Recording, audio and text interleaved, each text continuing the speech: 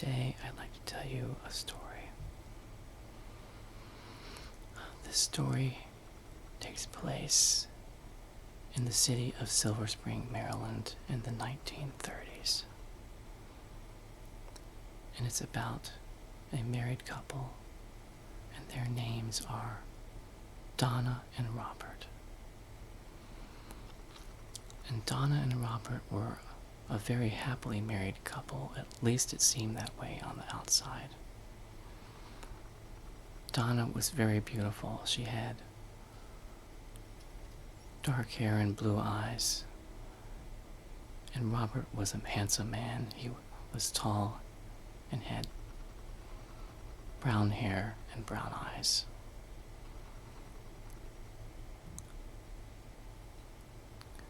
And Donna had an amazing gift.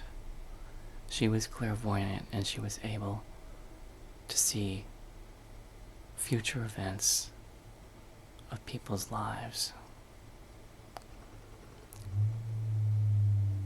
She could see these visions of their lives with amazing details and clarity. And Robert knew that his wife had this amazing quality. And he loved this part of his wife, and it made him love her even more. And so, Donna's reputation spread throughout the city, and she would have many clients visit her almost every day. Now, Robert worked for the government. He worked for the Department of Interior Bureau of Land Management, and he made good money. And they lived in a beautiful home. And as you walked into their home through the front door,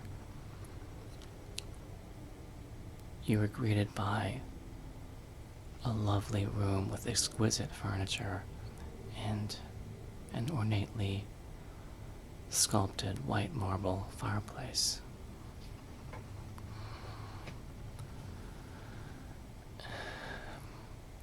Well, Donna never charged people for her services, but the people voluntarily paid her money, or they would give her bottles of champagne, or in some cases they would give her expensive jewelry, like, for instance, these earrings that are by Stephen Webster and are 18 karat white gold. And they have pear-shaped peridot that are surrounded by little red rubies, and there are also marquise cut emeralds.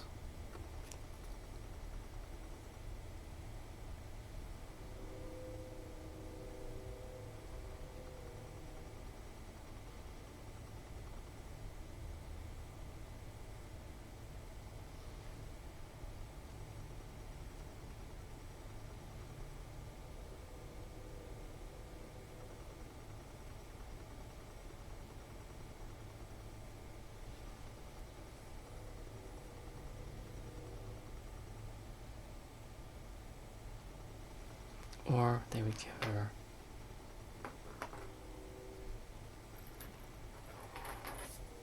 an exquisite platinum necklace by Vertera. It consists of 8 deep red Burmese rubies that total 21 carats, surrounded by F-color diamonds that total 8 carats.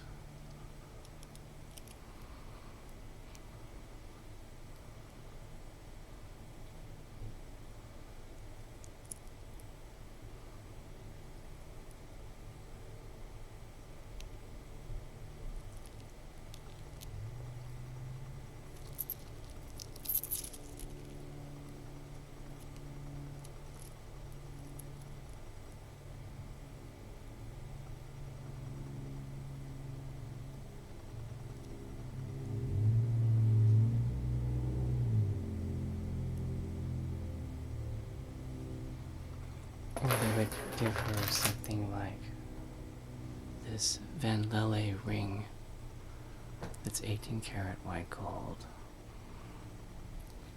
And it has wonderful lattice work on the sides. And we have flowers made of emeralds and a flower made of orange sapphires. And there are a variety of gemstones scattered throughout the ring, such as pink tourmaline, peridot, blue iolite,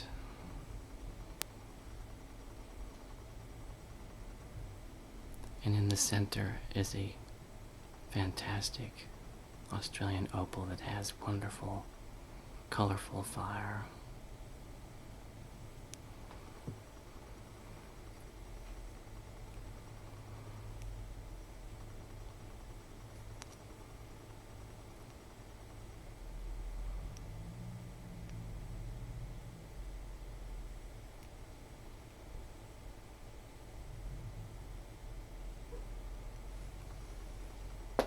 And one day, a man was very grateful, and the next day he brought her a box, a beautiful, colorful box that had butterflies and flowers on it.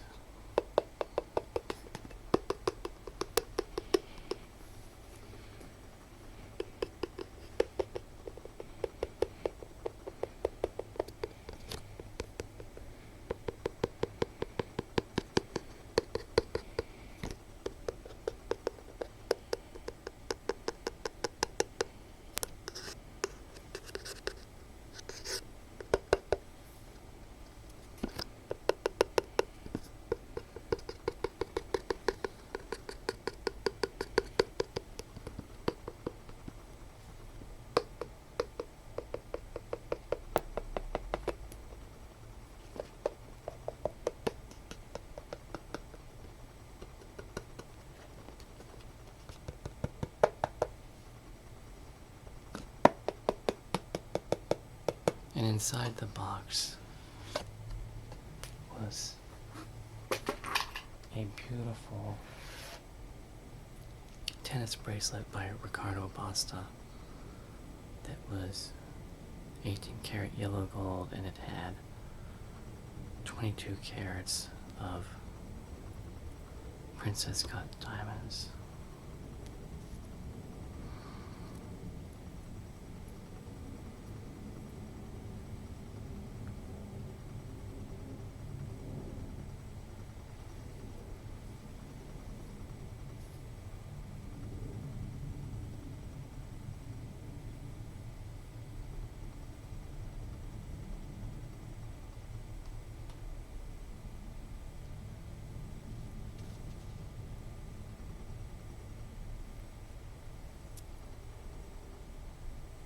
So she wore the bracelet that night at dinner, and her husband noticed the bracelet on her, and he said to her, "Where did you get that bracelet? Is that from a man?" And he tore the bracelet off of her hand and threw it on the floor, and it broke. And Donna was shocked and mortified. And she got up from the table and went to another room, and she did not speak to her husband for 2 days. Well, needless to say, the marriage was in trouble, and Robert grew increasingly more abusive. And about 3 weeks later, one of her clients was a woman who usually brought a bottle of champagne to her. And she handed her the champagne as she was leaving, and Robert walked through the door. And he asked Donna if dinner was ready. And she said, "No, it's not ready. I've been busy with my clients all day." And Robert became furious, and he said, "I am tired of these people What about me? And he grabbed the champagne bottle out of her hand and threw it against the fireplace, and it shattered into 100 pieces. Well, Donna started crying, and she thought to herself that she didn't know this man in front of her, and he was becoming a stranger to her. Well, 2 weeks later, she was sitting on the sofa with a man, and she was describing some happy events that would happen to this man in his future life. And in his gratitude, he hugged her. And as he was hugging her, Robert came home from work. And he stared at them angrily, and the man stood up and quickly left the house. And Robert shouted at her and said, "I knew it, you're having an affair behind my back. How many other men are there?" And Donna said, sarcastically, "You're exactly right. I'm having an affair right here in the living room, fully clothed, knowing full well that you will be soon coming home from work, and you would find us here." And Robert thought for a second, and then his anger subsided.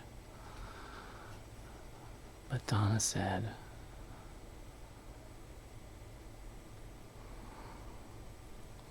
to herself, that this is the beginning of the end. And so, the next day, when Robert was at work, Donna decided that the marriage was over and she had to leave. So she packed 2 suitcases, and she placed the suitcases by the front door. And she took one last look around the room. And she went to the fireplace and stared at a picture of her and her husband when they were married. And she thought about the happy times in the beginning of the marriage. And then she heard the door open, and she turned around, and there was Robert, and he was home from work early. And he saw the suitcases by the door, and he was angry, and he said, "What is the meaning of this? Are you planning to leave me?" And he walked up to Donna, and he said, "I will not allow this," and he pushed her. And Donna fell backward, and she struck her head with great force on the edge of the mantel, and she fell to the floor, and she was barely conscious.